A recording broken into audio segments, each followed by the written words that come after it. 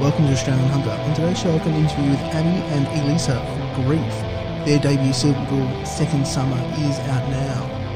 That in just a little bit. But before I get to that, I noticed the show date for the Testament, Exodus and Death Angel tour had been cancelled due to COVID-19, which has commonly been called the coronavirus. I'm going to read from a Metal Sucks article on the topic.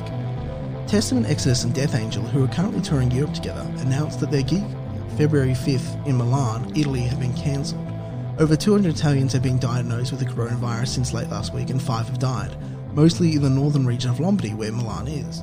The venue where the tour was scheduled to play, the Live Club of Trezzo, has cancelled all upcoming events through at least March 1st under orders of the President of the Lombardy region. Many towns in the region are in full lockdown modes, with residents prevented from leaving or entering, and public events at which large numbers of people gather, such as concert, have been taken down en masse. So we see this disease presents a serious medical issue throughout the world. Hundreds of people have died. I think it might be over 100,000 people contracted it worldwide, centered particularly around China, and particularly the Wuhan region, where I believe it originated from. But more than that, it also presents this additional problem of disrupting things. And I don't think it's such a big deal, disrupting a Testament, Exodus and Death Angel concert. But if this spreads and it remains a significant problem throughout the world, and you see lockdowns like this, and perhaps spanning over a number of days, weeks, months, who knows?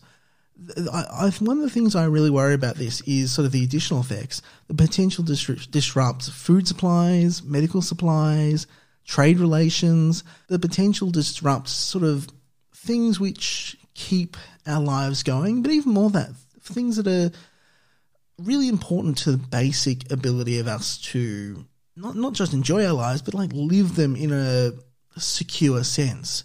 So I think in particular, a lot of drugs are supplied from China. A lot of I can't remember if it's the actual drugs or the chemical compounds which are then utilised in the drugs.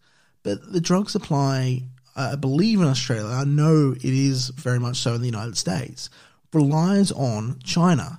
And if there's any sort of disruption to that, it could be really, really troubling to see and could really present a real disruption to the way we live our lives.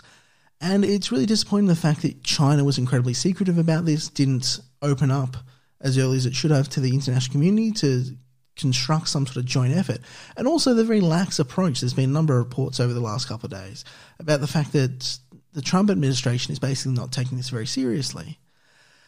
And when we have all this medical technology, when we have all this knowledge about diseases, the potential to generate vaccines, the potential to generate treatments to ameliorate the effects of disease, it doesn't mean much if we don't actually have governmental systems, international systems, which work to prevent it. And that's kind of what I'm worried about. And I think I was better to tie it back to heavy metal. But Grief, I talked to Abbey and Elisa. They were very, very generous and they came into the studio, which is always great to have people in the studio. It's much easier to have that conversation, to be able to sort of talk to people while you're looking at them. It's sort of, you're able to better get your point across. They're able to better feel like they're communicating properly with you. And it's a really, really enjoyable experience. So they released their debut single, Second Summer, and they'll also be playing in Melbourne on the 28th, playing with friends of the show Encircling Sea and Plowshare. So if you're free on Friday, you're in Melbourne, go check them out. And obviously, the song that I play in between the interview is Second Summer, Abbey and Elisa from Grief.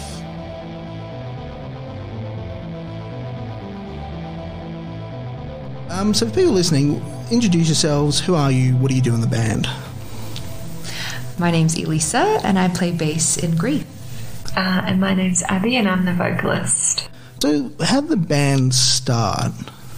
Well, my partner Andy, who's the lead guitarist and the songwriter of the band, he and I were just, playing around. He taught me how to play bass, actually, playing in our bedroom for years and years, started writing songs together, and Abby was a friend of ours, and Abby came over and she brought her keyboard, and we would kind of jam in our bedroom and write songs and just have fun and hang out, drink beers and chill. And it kind of, evolved into Beckett joining, who's another good friend of ours, and Kyle joining as the drummer at the end, who Abby and Kyle have, they used to work together in another R&B project called Minor Fauna, and it was never sort of like something that happened intentionally. It wasn't like we set out to start a band. It just kind of happened organically and slowly over time. We kind of found our puzzle pieces, and here we are. Yeah, we were like, oh, yeah, you want to play? Sure. Beckett's like, yeah, I'll come over and hang out in our tiny bedroom. And I remember at one point we didn't have a drummer, and we played just the four of us for so long in our bedroom. And we were like, we just want to hear it with drums. And we called that guy, and he came over and like set up a full kit in our bedroom.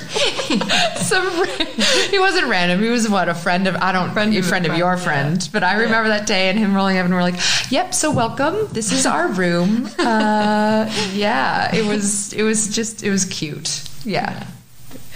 At what point did it sort of become like, this is something we want to perform live with? We want to actually, release material as. How did it sort of grow from some sort of this thing of ours to something more formal, I guess? I think it was kind of like once we'd had the final, like the band formed together and everyone was committed to the band and we had a set. I think maybe it was one of Kyle, the drummer's friends, just asked if we would want to play a show, and we all were like, of course. And then that was kind of when... Yeah, we started hiring out like rehearsal spaces once we got Kyle on board, and that way it was just easier. And we started practicing regularly, just to hang out with each other and for fun and to see where the music went and if we could, And then I guess we were like, well, we should play live. It would just be fun, and it would be. And so when we got asked, we were like, cool, we have something to practice for now, a performance. And then after that first performance we were like, let's do it. So when was that first performance? I think it was March 2018. Oh my so what, it's been 2 years.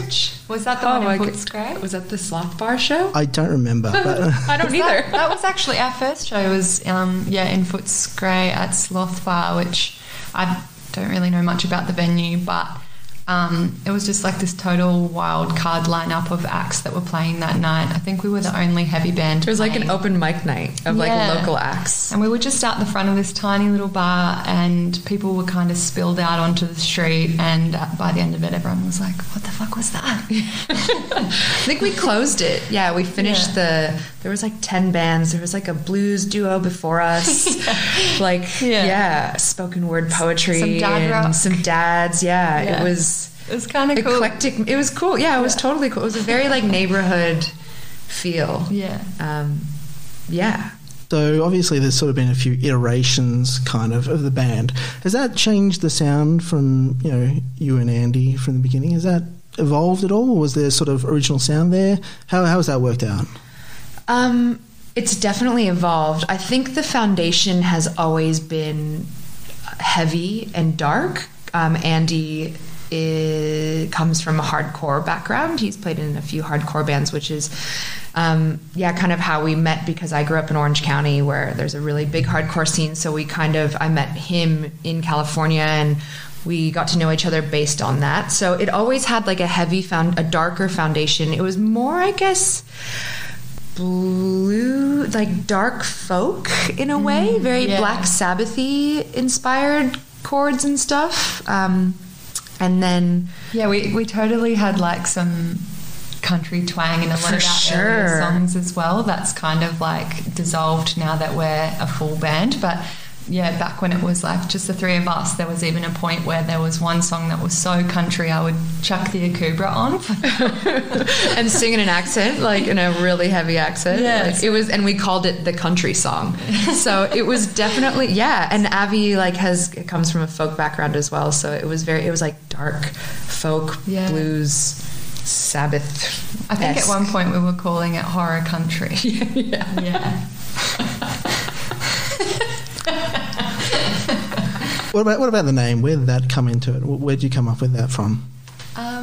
So we were thinking of a name for a long time. We had lots of names on the list. At one point, it was actually Sway Fever, which has now been passed on to someone who does house music. Yeah, to a friend of ours, he took the name. And then we became Good Grief. Just someone was passing by in the park one day, and we had these two options. And I just asked a stranger. I said, "Which name do you like better?" And he said, "Oh, Good Grief." So we stuck with that for a while, and then it's only been recently, before we played with Yulva in November, that September. Yeah, we decided to drop the good out and just keep the grief, just because we thought it was a little bit more grown up.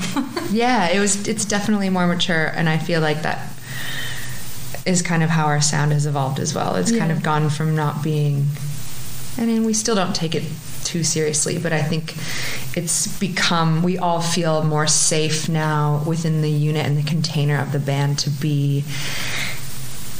grieve, to like be to express yourself, without it feeling too much like just something we do in Elisa's bedroom once a week. So it's nice. Well, one like random question, like you've got like a little mascot or something. It's like your Instagram thing. I think I've interviewed any bands which have like a little mascot. Ooh, that's cool. So that's our beautiful friend Shazana. She's an artist. She goes by the name Loser Art, and she's pretty much like our in-house sort of artist. She does all the fonts on like what you see on the single cover, and she had just drawn this sort of Doberman dog, and then she said, "I think this is for grief," and I was like, "I agree with you," and it's just kind of stuck. Yeah, she's definitely a huge inspiration to all of us. She knows the whole band. We wouldn't be well. Grief like if Shazana, her sort of visual influence wasn't there. I don't think it would be Grief. Yeah, I feel like her giving that visual thing to represent it makes it's almost like we can step into that. Yeah, it's kind of like a costume in a sense. It's like the cape that you put on before. Yeah, it's like, oh well, this is you have something. I don't know how to explain it, but it is. It's like a cape or a mask. Moving on to the music now. So I want to take it, sort of approach the single first, and then maybe broaden it out a bit. When did you start working on that particular piece of music? 5 years ago. 5 years ago. Shit. It was one of the very initial songs that we sort of would just jam acoustically and at Andy and Elisa's, and it's had a few different structure changes over time. But it's stuck with us for so long that we thought it was we had to do it justice by releasing it. I think it was one of the first songs we wrote together. Yeah. And we just couldn't, we've dropped so many songs, but we couldn't let go of that one. No. Something about it that, we've worked on it and worked on it and worked on it and changed it so many times. It's so funny. On my phone, there's like years and years of different like iPhone recordings from practice, and it's like second summer version 1, second summer, it just going back 5 years ago. So it's cool. It's one of the oldies. How has it changed over the years? Well, when I first joined the band, Andy would, write the song, like the music, and then, Elisa would record it on her phone and like send it to my phone, and then I would go home, put it onto my laptop, open it up in Logic, and just start like singing, like writing lyrics and stuff. And back then, I wrote the vocal parts for it, and it was like layered and layered and layered with harmonies. Like it sounded so pretty and nice, and I think it was in a higher key then as well. And now it's definitely dropped down. It's a lot sadder. It keeps getting lower and lower and lower. And we didn't have the breakdown until we didn't have like that heavy section of the song at the end until maybe 6 months ago. Do you think? Yeah. Oh, no, I think the heavy sections moved. We had it in the song twice. Once in like after that really quiet part. Yeah. And then I can't even remember now. Yeah. We've had it. It's changed so many times. It's, yeah. When did you guys play with... Reference, right? Yeah, Future Corpse. We used to play the Rev. Yeah, so yeah. I feel like it may have been back then as well, or maybe it was differently structured. I can't remember. So yeah, I think it's been there for a while. Yeah, it's there's always been the breakdown, or the heavy bit, but I feel like it's become... I know Andy intentionally wanted to change it because he thought it was cheesy and too gin. So cheesy, but that's what. But it's fun. Yeah. Oh yeah. Of course. Yeah. So how did it come into the song? Like, well, why? Because you said that it wasn't there for a while. How did it come into the song? Why did it come into the song? So, in the past, it used to be just a stop. So it'd be like. Stop, and then it would just come back into the chorus and keep going. Yeah. And then I think, I don't know, we'll just have practice one day, and I think I was getting just kind of bored of the song because, I mean, it's been half a decade now. And then I was of repeating the same lyric over and over. Different happens after that part. Like, let's go somewhere else with it. And then, Andy was like, okay, and then he just sort of like wrote an entirely new. And I think the theme within all of the songs that we have is like it builds and then it kind of crescendos and it reaches this climax, and it's just or kind like of unexpected changes or yeah. And we like that. Yeah. Sometimes Andy's like, it's too weird. I'm like, no. I like weird. You've said that there's been a bunch of songs which you've had around for a while. Some you've sort of left in the past. Why this song? Why has it sort of just kept on going? You've brought it with you all these years. That's a good question. I think maybe one, it was one of our better songs. Secondly, Second Summer like really kind of formed the foundation for what kind of music we wanted to make. I think we all had an attachment to that song in different ways. Yeah. And when we started playing shows live, that was always the song that people would be like, oh, what was that one song? Yeah. The third song you played, and it would always be that track. So people remembered it. People that would regularly come to our shows, that's the song that they wanted as well. So and maybe it's because we repeat the same thing over and over and over again. Ingrain it. But yeah, it seemed to be the song that like got stuck in everyone's head, and everyone has a different version of the what they think the lyrics are. But I also think that it's maybe it represents the band the most equally and balanced, I think, because a lot of the songs, Abby's vocals are kind of in the background, and that's also intentional. So I feel like it represents Abby and her voice and her words, as well as showcasing the rest of the band. It's just like the most evenly balanced song. Yeah, there's only maybe like 2 songs in total where you can actually hear what I'm saying, or like hear my voice up that loud. Yeah. And that's, it's nice, and I feel like it's a nice way to introduce grief to the world. Yeah, like this is what we are. Yeah. Well, one thing that I find really fascinating is I've interviewed some bands which they will say like, all right, this is our writing period, we've written the songs, we'll record them, and then there are other bands that like, they don't write in as much, they like to jam. They'll just kind of go in there and they'll just pulverize a section for hours and hours and hours until it feels right. In more of like just trying to like experiment with it rather than kind of write something, bring it to the band. There's a variety of different processes, but what I find really fascinating about that is the idea that at one stage a song is going to be finalised and that's it.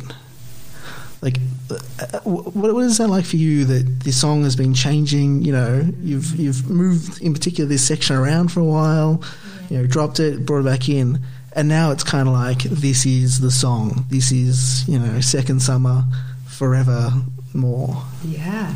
It honestly, it feels like once we got to this like iteration of the song, it was like a full stop on the writing process for that song. For sure. I think it was like this unspoken relief that we were like, oh, that's the song. Like, that's it's done. how we're gonna play it. Like, we can't change it anymore. No more. Like, that's how we're playing it. Yeah. Yeah, that's true. Yeah. And I think it's kind of like we're all quite proud. Like, yeah, it's kind of nice. It's like having a child. Well, I don't know how to have a child, but I don't know. It's like, that's that, and that's okay, and we can just accept that how it is, and not feel the need to, because we do tend to. It just didn't ever really feel done. It didn't feel right. Like, I mean, it was still always a really great song, but there was always just something that was just not right or missing or whatever. But then, when we got to that phase or that version of the song, it was like, oh yeah, that's right. And we could just sort of lean into it and be happy with it. And I feel like this is where we're at as well. We're ready to start recording and putting things out in the world and kind of finalizing things. Yeah.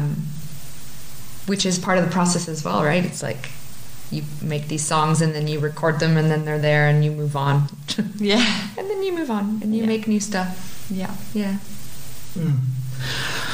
So we talked a little bit about like the way Second Summer sort of changed, but I kind of want to speak a little bit more generally. Like, how do you guys, let's say you've either got a new song that you want to work on, you're like, we need a new song for whatever reason, or this song, it's not quite there, we need to move it forward, we need to make it more than it already is. Like, how do you guys as a band go about like writing, improving, finishing music? How does that work for you guys? Our process is very So simple. Yeah. Andy will sometimes, or most of the time, just have an idea at home. Like, Elisa and Andy will just write at home together with no one else there, just in their spare time. And then he'll bring that to like a practice session where everyone will sort of jam, and I'll just kind of like take a backseat and listen. I don't have like a lot of input on any of the structure initially, because I really love the idea that there isn't like a verse chorus style thing. So I kind of like wait to do my bit after I feel that Andy and Elisa and Beckett and Kyle have formed the basis of the song. Yeah. Andy generally, like, or Beckett, like, and they spend a lot of time together. The two guitarists spend a lot of time together, and they'll just come up with a riff, and just bring it to practice. And then Andy will be like, "This is kind of what I was thinking." Kyle, you do something like dun dun dun, and Kyle's like, "Oh yeah, but I was thinking more like this." And then it just kind of becomes this like everyone's putting in their input. And then we play it and we feel, and then we go, nah, we'll change that. Yeah, it is. It's kind of like, it's a group thing. It's absolutely a group thing. And Abby always, Abby comes up, and after she kind of shows us her ideas, that then changes the song again. Yeah. With melody, with tone, so. Yeah. So in terms of like the vocals, at what stage do you feel comfortable entering it? And like, what's your kind of approach to generating ideas and sort of adding your part to the song? I generally don't start like jamming stuff or like singing into the mic, improvising stuff until I feel like the rest of the band has sort of really found like a bit of a groove with what they want. And then I'll just start singing, like I just start improvising stuff. I'm like super comfortable with all of them. Like normally we're all really close friends shy, as well. Yeah. Like person when it comes to performing, but I don't I feel comfortable with them. So I'll just start singing, and I think like with grief for me, it's probably like one of the only projects that I do at the moment where I feel I can sing quite candidly about my experiences in life.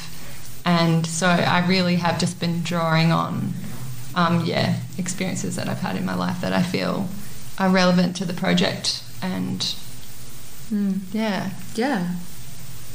it's nice. And I just sort of like play around with phrasing, and like, to be completely honest, there's a lot of songs in our set where I don't like some of them I haven't sung the same thing twice, or it'll just change every time. Like maybe one time I'll be saying you, and then the next time I perform it's me. Like so it's all pretty loose. Yeah. So it's more about like the feel or sort of texture rather than like actual lyrics. Yeah, absolutely. Like I always sort of wanted to approach grief as a vocalist that contributed to the project more as an instrument than a vocalist or like a front person with these sort of very apparent lyrics or anything. I always just wanted to add a layer. So that's kind of what I try and do. Yeah. Everyone's very equal in the band. It's, everyone kind of, we all trust each other, I think, to do their part. Yeah. Yeah. Talk a little bit about how sort of the bass comes into it. Like, so you got Andy and Beckett, sort of doing, I don't know, their sort of section of it. How does the bass come into it? Very simply. I'd say I'm still quite new to my instrument, considering I've been playing for maybe 5 years, and for me I just find simple is better. For me it's more of like an embodiment and a feeling rather than like skills. So if I'm just playing the same note over and over again, but it's in time and I can feel it, I feel like that provides more of a genuine vibe rather than making things complicated. So the bass is generally just literally like that bass line to keep everyone in time, to keep everyone to, it's almost like I got you, and I always will look at everyone every so often and just be like, we're good. Like, I'm here, really we're good. Even like last night at that show, when you were playing and I turned to you, it's like, she definitely brings more to the band than just the bass. It's like this whole like energy that really supports everyone, which is, what the bass does as well. So that's cool. Yeah, well, when you can feel the energy of the room, and generally it's like the first two songs that everyone's a bit like nervous and you don't know how they're going to react. Yeah, and you kind of have to get out of your head of like doing it for them. Or if personally, at least that's my experience, you kind of get on stage and you're like, I want to impress everyone, and then you're like, no, I don't. Like, I don't give a shit, actually. Like, I want to feel good, or I want to feel this with my family on stage. So yeah, it's kind of so simple. Simple is my method. One thing I kind of find really fascinating about the lyrics for Second Summer is the amount of repetition.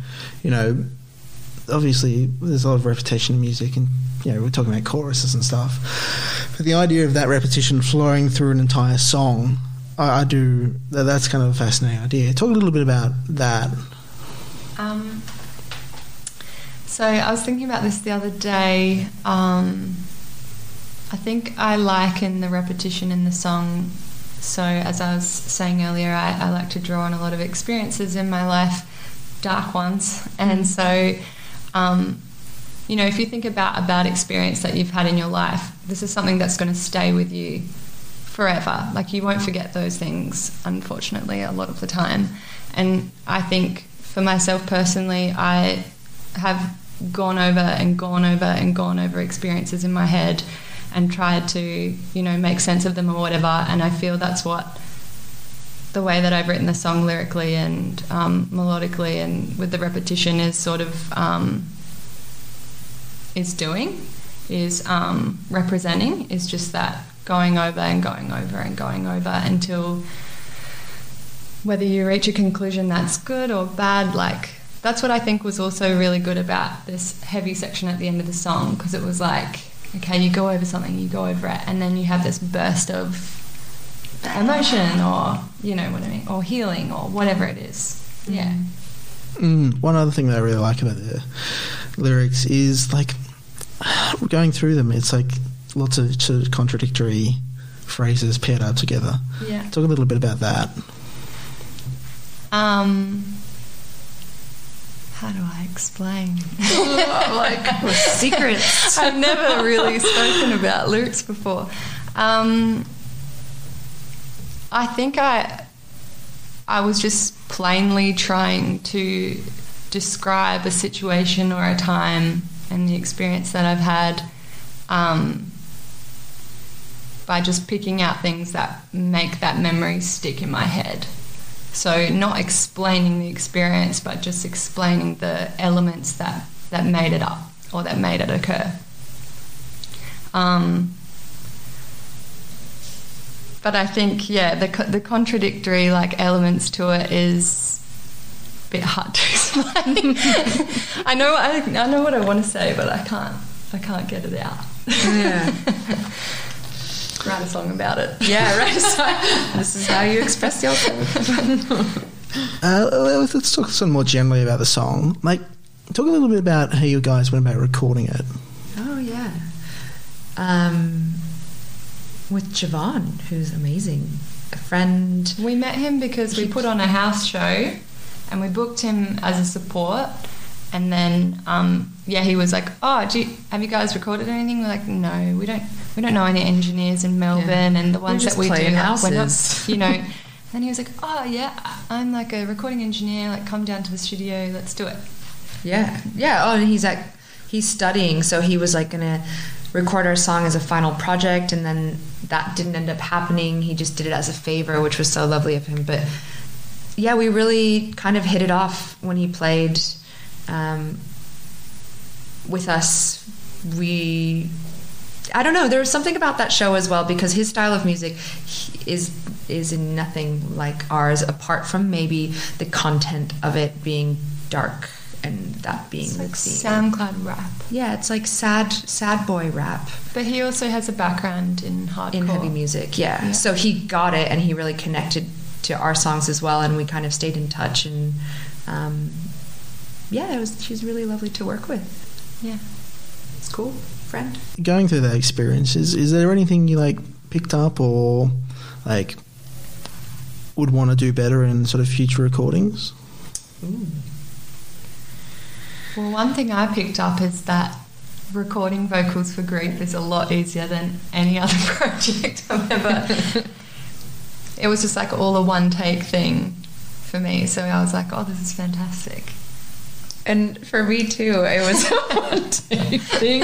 Again, simple, but I think the guitarists and Kyle, I mean, we've only recorded one song. We're in the process. We're actually recording drums on tomorrow. Kyle's going in to record with Javon, and we're gonna start up the EP. But it was very simple for me as well. I think Andy really enjoyed adding more layers. And maybe he'll get a bit more creative with like some effects pedals or layering other sounds and things like that. I think the recording process will, perhaps I can't speak on his behalf, but I think from what I gathered from that experience that he might be able to get a bit more creative with that. Same with Beckett, with like looping things and effects, and I guess just having the space and the time to go back over to perfect things a bit more. Yeah. Yeah. Talk a little bit about the cover art. Well, the single art is a photograph of my dad. Elisa and I were just at home one day. We actually weren't planning on releasing the song until later this month, and then we decided to put it out earlier, just for a few different reasons. And so we were like, shit, we need to get all this stuff organised. And so by we were sitting in our room just talking about, like, you know, what is Second Summer, like what art would we like, and I don't know, that picture of my dad just popped into my head, and I showed Elisa and she loved it, and then I quickly ran it by the rest of the band, didn't run it by my dad. He loves it though. And then, I just kind of like, once I got everyone's approval, I shot it off to Shazana and I just said, do you want to add anything to this? Like anything at all? And she was like, I just want to add the text, grief and second summer, and then, so nice and simple again. Yeah, I think we just wanted to keep it simple. I think we'll put more. We have ideas for the EP, and make it more of a more conceptual thing with maybe a video clip, perhaps. Yeah. But I think with the single, we were like, enough is enough. We just want to get it out in the world. So we didn't think too hard about the art around it, other than I guess like the consistent like typeface that Shazana's made for us that we really love. We found ourselves thinking too hard about it, and then we're like, fuck it, like, we just want to release the song. We were just going to put the name Grief on a black background and call it a day. But the photo popped into Abby's head, and it suited it.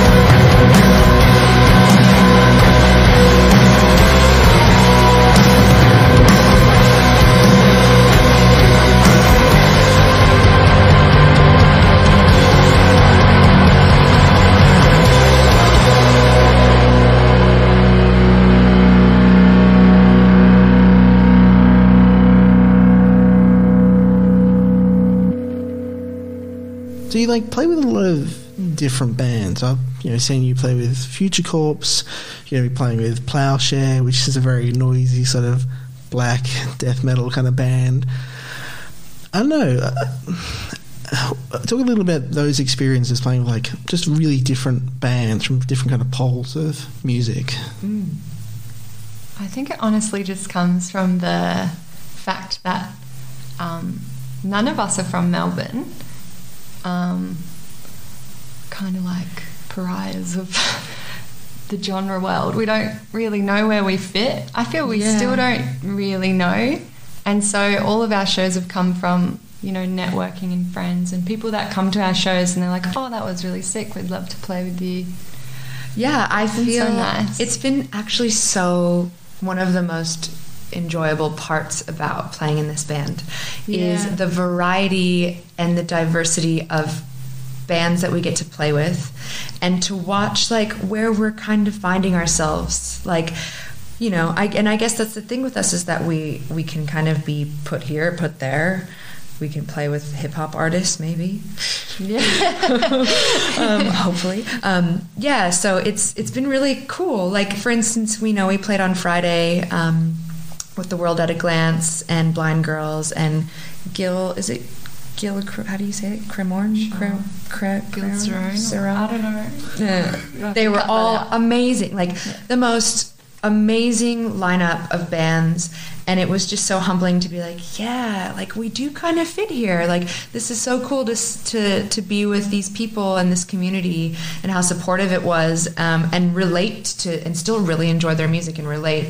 And then the Future Corpse gig and the Giant Clam gigs, where they were like a bit more like math rocky, is kind of, I guess, where we started because of who we knew at the time, like Kyle's friends. Random. It's so random. Awesome. But like, we also were like, yeah, this fits too. Like, this, we don't totally stand, it's not that odd that we're playing here. And then opening for Yulva was just a dream of ours. And to be considered for that lineup was like, wow, okay, maybe we might be taken into consideration being maybe we are a heavy band.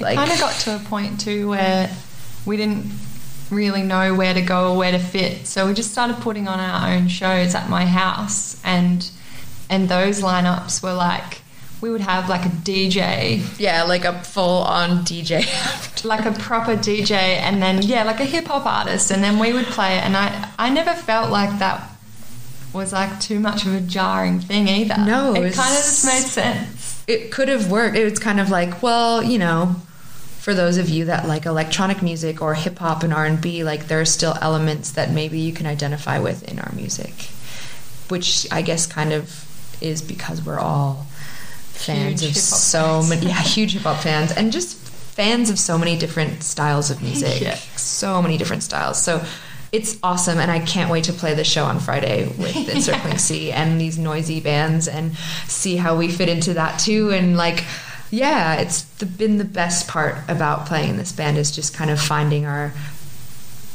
way through all of these different like little subcultures and places that we get this insight into, which is like such a privilege to be a part of these communities. You talked a little bit about this earlier, but like, I'm more interested in, like, you're up on stage, like there is a thing besides just the pure mechanical playing of music, like that you're trying to do. And for each of you, what is that? Ooh. For me,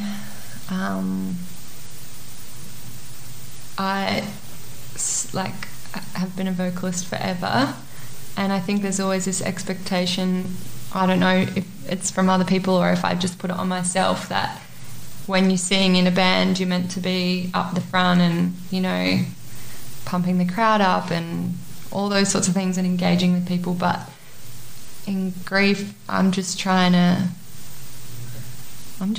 get behind the band, to be honest, and just like be myself and be really authentic about what it is that I'm saying, and hopefully people can connect with that way, instead of me having to like look in people's eyes and be like, how you going? So I'm trying to connect with people as a vocalist in a new way. That's about in great for myself personally. But I think that, I teach yoga as well, and part of my role as a yoga teacher and the responsibility that I take is this holding of space for other people. And it's something I am passionate about, and I have felt held by music in so many different ways as a listener and consumer of it. So I feel like, rather than this, it's a holding of space for other people. I think it's like it's a creating an energy or creating a feeling for people, or hoping to at least, of connection. Yeah, of connection. And introspection. And of stillness. Yeah. Of being vulnerable and feeling safe, but also feeling free to express in any way that you want, and to, like close your eyes when you come to a grief show and see what comes up. Yeah. Like make yourself, or just simply, you don't have to do anything. You don't have to act a certain way or dance a certain way or dress a certain way. It's just an embodiment of music, vibration, of being together. Yeah. And it's really beautiful because at the show that we played on with The World at a Glance and Blind Girls and stuff, when we got off stage from playing, a good friend of ours actually came up to me and gave me a big hug and was like, they don't go to heavy shows ever, but they came and gave me a big hug and they were like, that was really healing. And I was like, damn, that's what grief is. Like, that's what we are trying to do. We're trying to heal ourselves. Shit. You mentioned working on EP. Talk a little bit about the future of grief. The future of grief. I think just to continue doing what we're doing, without putting too many expectations on ourselves, on our community, on our friends, or anything for, things to go a certain way. We started grief because we all got something out of it, and because we love doing it, and it makes us all feel good. And so I think we want to continue doing that. For sure. I find that it's been so exciting, and having all of these shows kind of lined up and not having any expectation of what it's going to be like has just been so cool, because you go and you're so surprised, and it just feels really natural. And I feel like none of us are trying to make this anything specific. It just is. Yeah. We just play together and we all love doing it. So I think it's the future. I hope that we record this EP, have some more music out in the world, and just continue playing shows. Continue playing shows and meeting really cool people and finding ourselves in spaces that we maybe normally wouldn't be in if we were just one singular person. But as a group, we can kind of meet really interesting people because of the music, and I hope that continues. And I think maybe the future of grief is it being more prevalent in each of the band members' lives. Like, it will be something that becomes more, of a priority or important to us as things move on. And for sure. I would love, I think we're all pretty dedicated to this, and we all make sure that there's time for it. Yeah. So if we continue that way, hopefully, play more shows, put out more music, write new songs. So in terms of heavy music, what is your background with that kind of, sort of part of the musical landscape?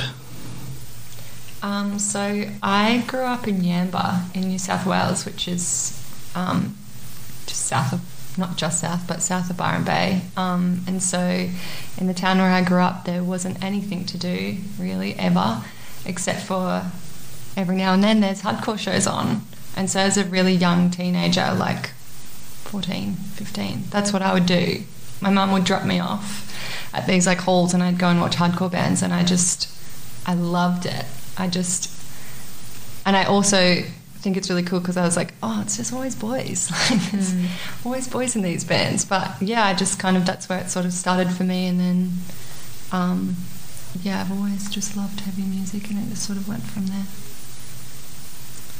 Yeah, I have a similar story. I grew up in southern Orange County in California, and although I think the first style of music that I really got into from my best friend's older sister was hip-hop, like old school hip-hop, and R&B.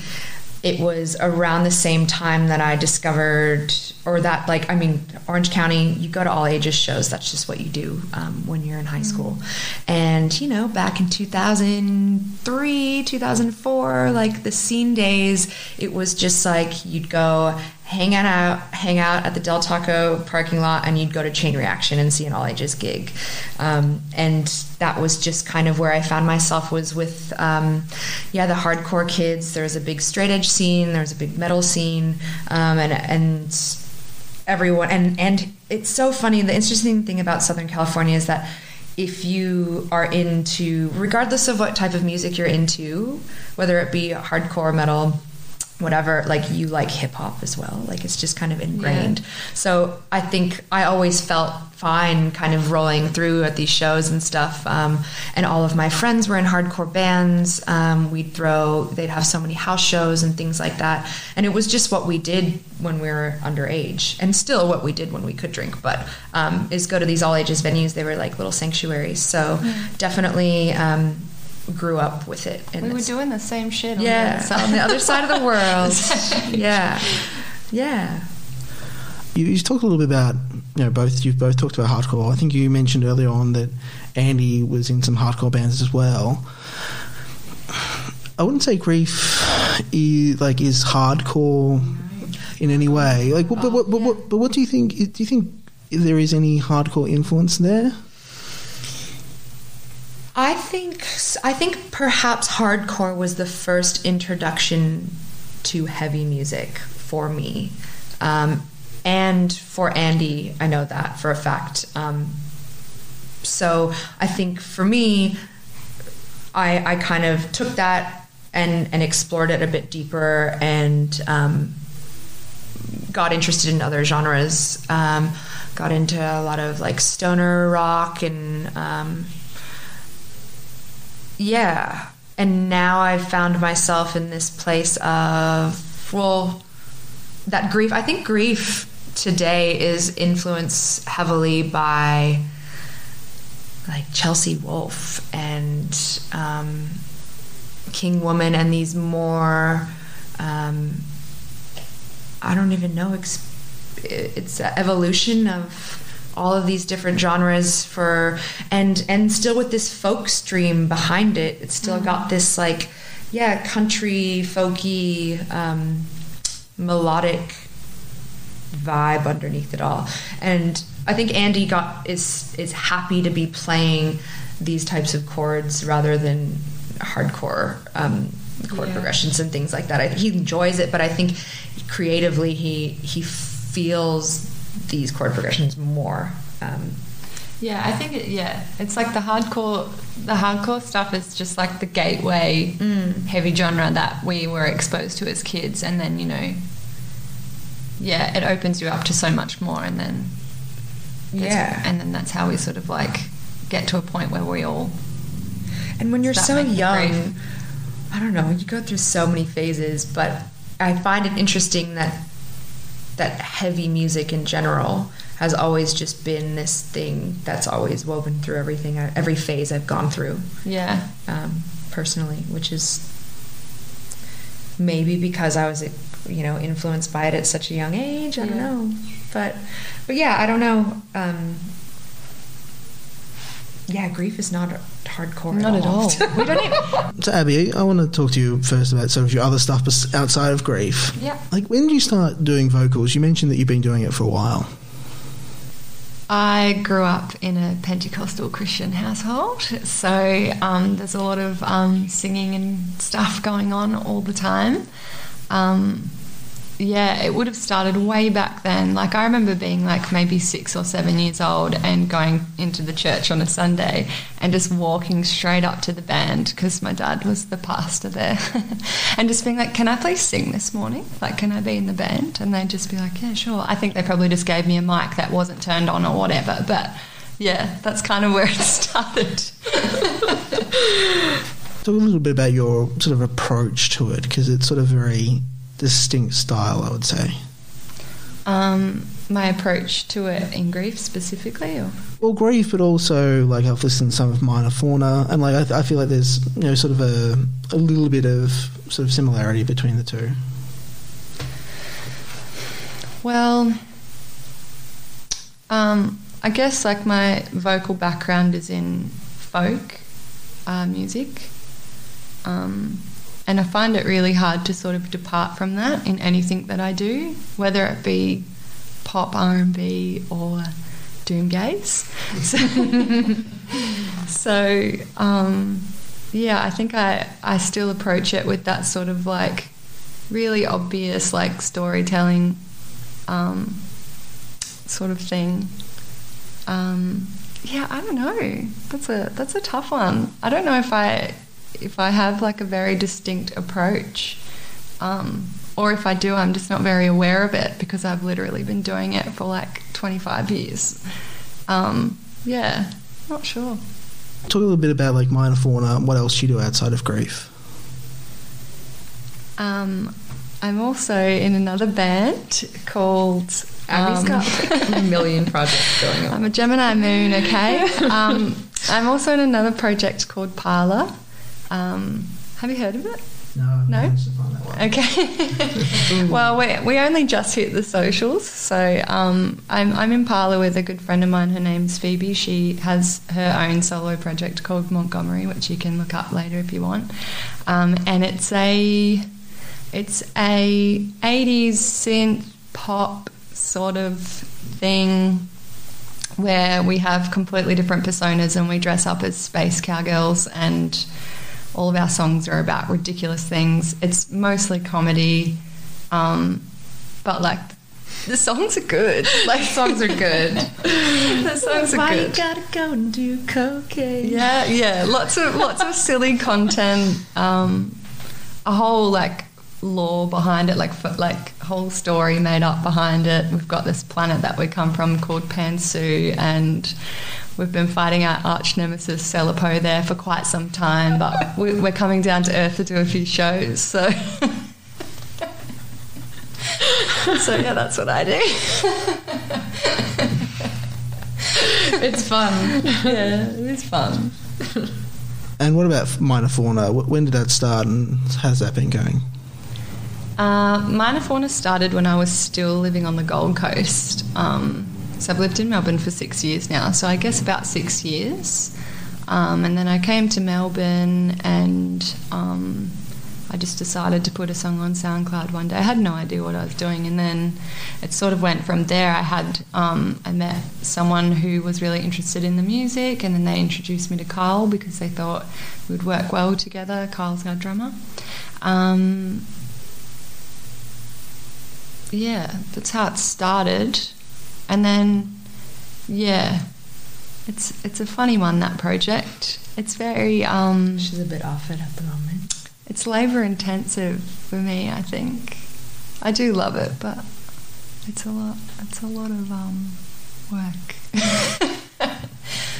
Elisa, so you said you got into bass about 5 years ago, sort of, working with Andy, kind of to get this project sort of between you two.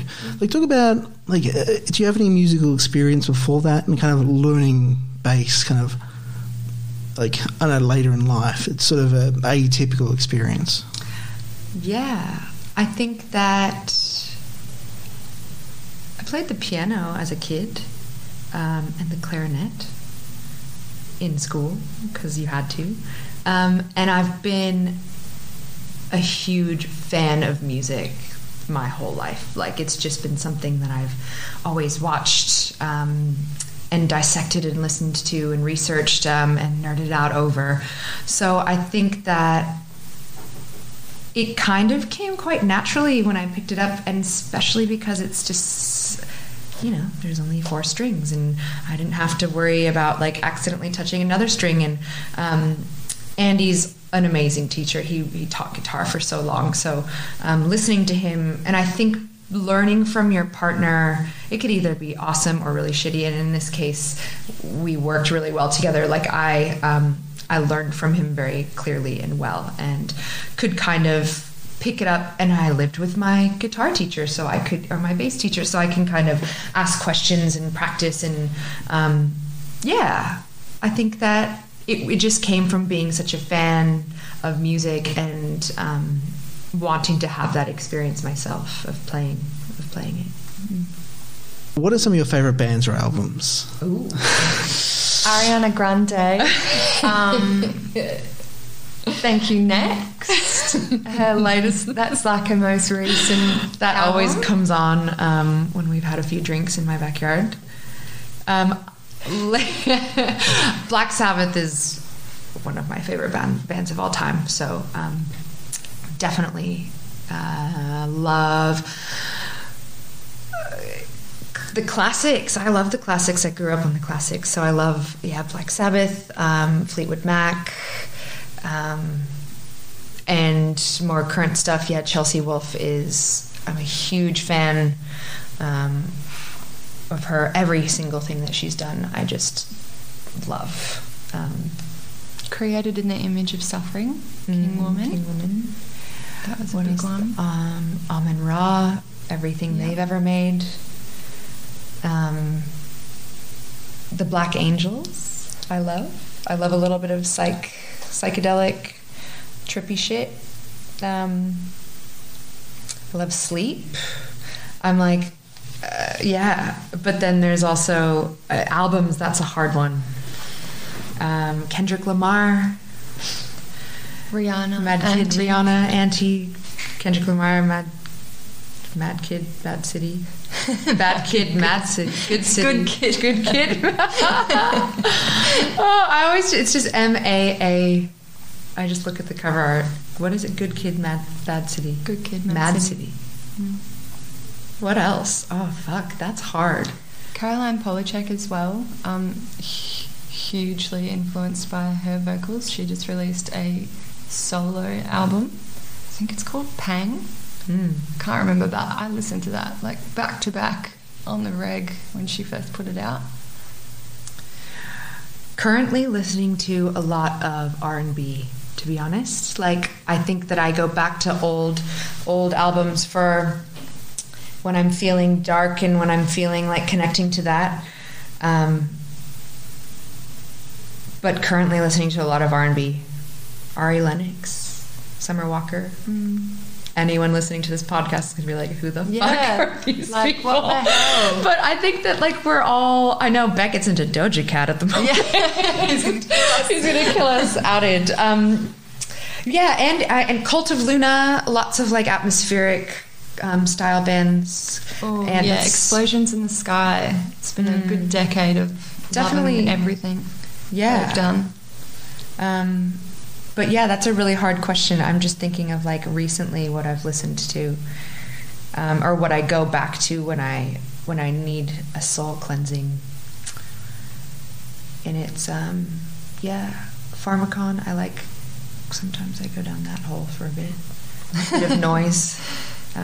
Female-fronted projects. Lately, in the past 5 years or so, like I've been very drawn to, and I feel like in heavy music a lot of women have fronted so many bands, or there are women in the projects at least where as a woman I identify with that and feel like there's a sense of belonging. So Lingua Ignota.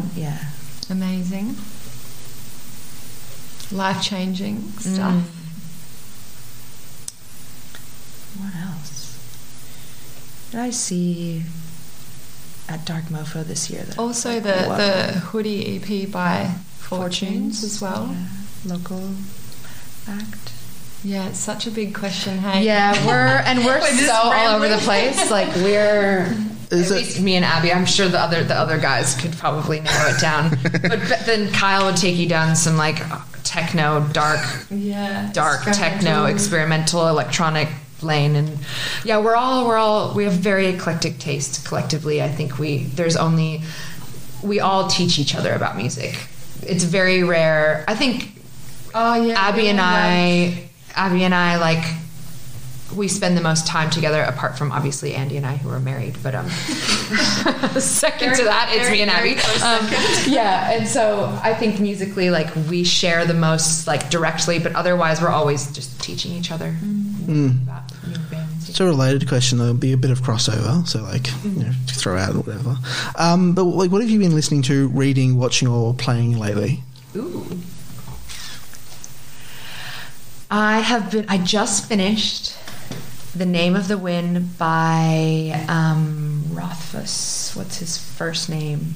This really epic fantasy novel. It was like 700 pages.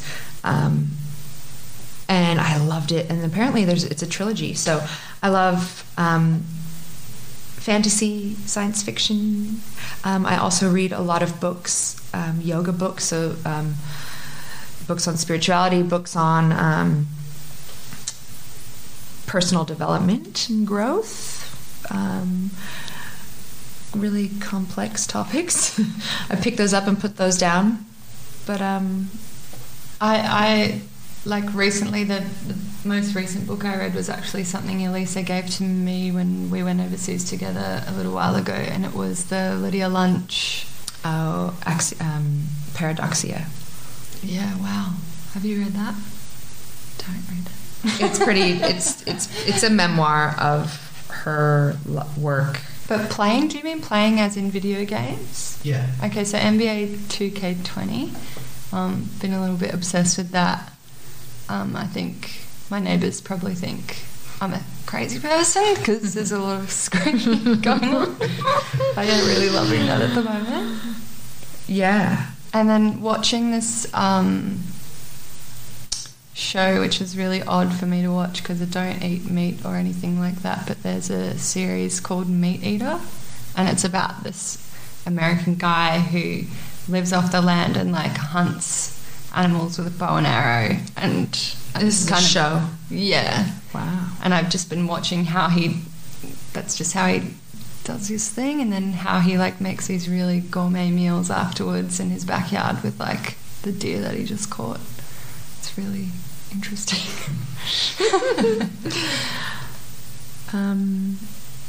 I don't play video games. I'm not competitive, so I'm just shit at those types of things. I'm just like, you win. Although I am good at Street Fighter. What's that game you had on at your house? The button mashing. Yeah, I just push the buttons. Street Fighter on Nintendo. But I do read. I'm in a book club. We're currently reading The Yield by Tara June Lynch, I believe is her name.